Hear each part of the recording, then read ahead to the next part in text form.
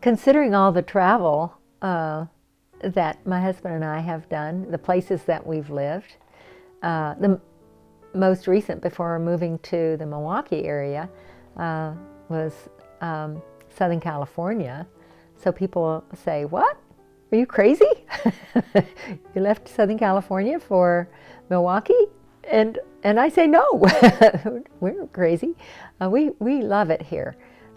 I have to admit, we have liked every place we've lived. We liked living in Iran. We were really, really distressed at the circumstances as they developed, but we really loved Iran. How do we end up here?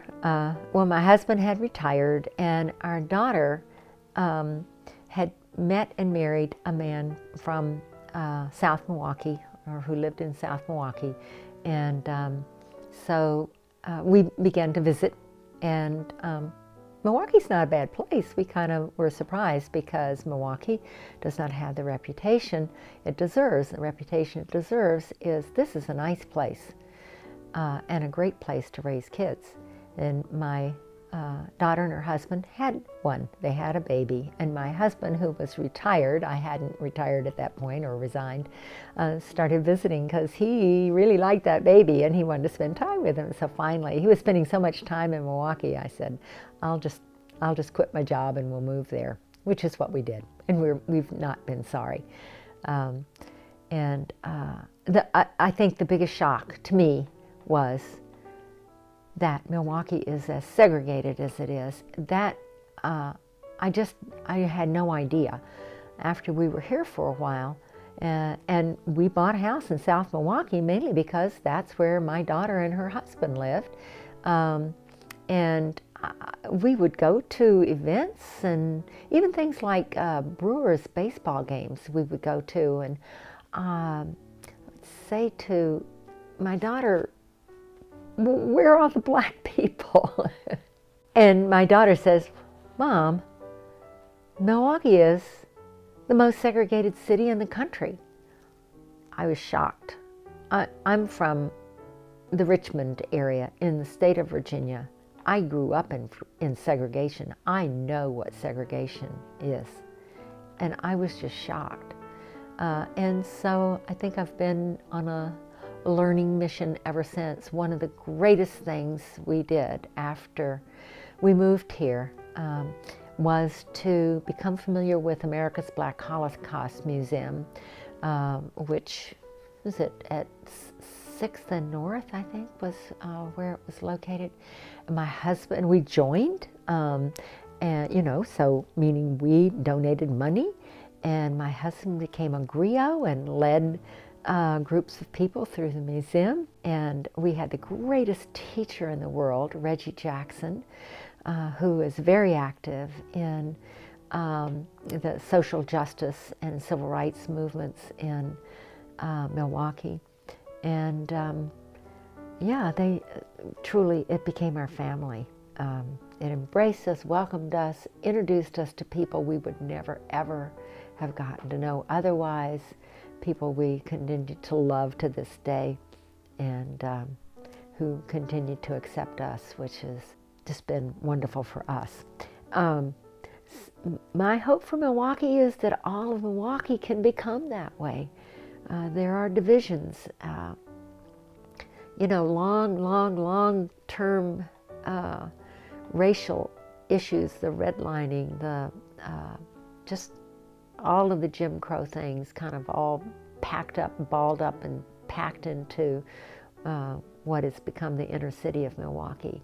But I think hope lies in people like Reggie Jackson, America's Black Holocaust, which is reopening. It closed for several years because it ran out of funding, and it has new life, and it's going to be a bricks and mortar museum again. It has been maintained a virtual presence of the website, maintained beautifully by Fran Kaplan, but getting that museum up and going again and getting people into that museum and so they can understand the African American experience, and that will help African Americans also understand the white experience, because as Dr. James Cameron, who is the founder of that museum, always said, it is a two-way street.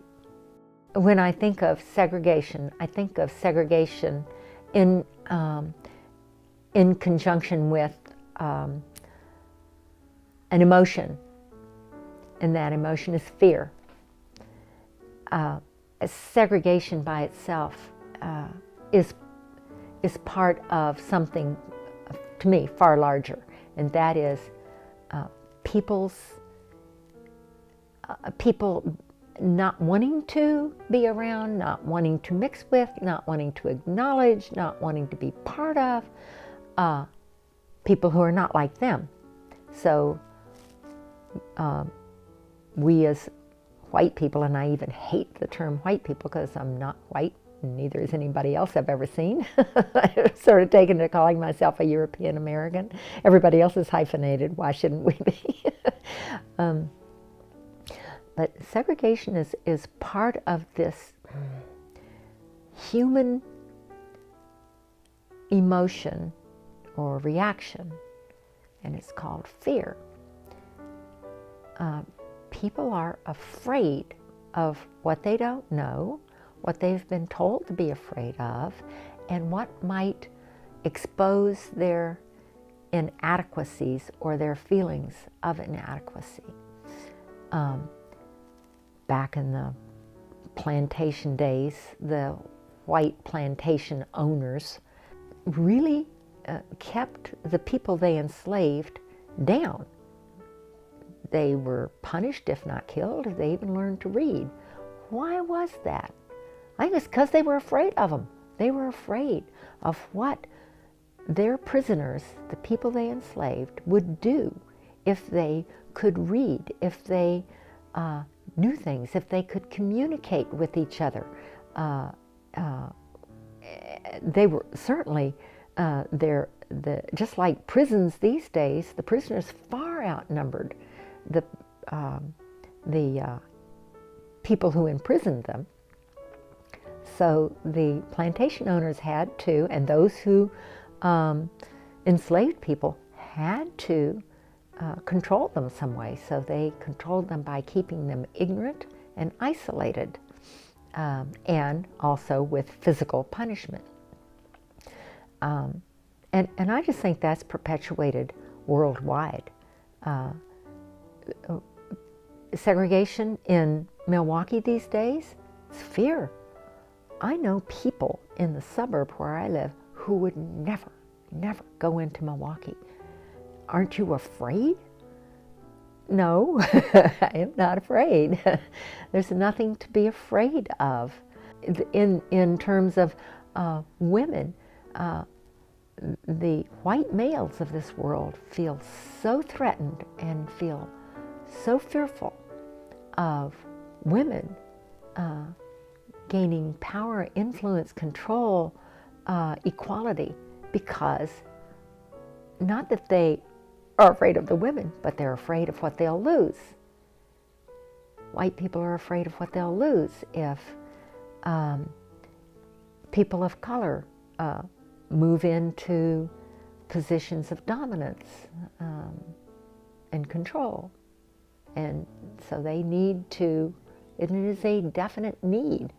They need to prevent that from happening so they, the white people, will not lose what they have. Their privilege, their status, their elitism. And oh yeah, we've got it. I know we do. I think in these days of such a fractured country, with people just so completely split down the middle, not even able to talk to each other, to converse with each other.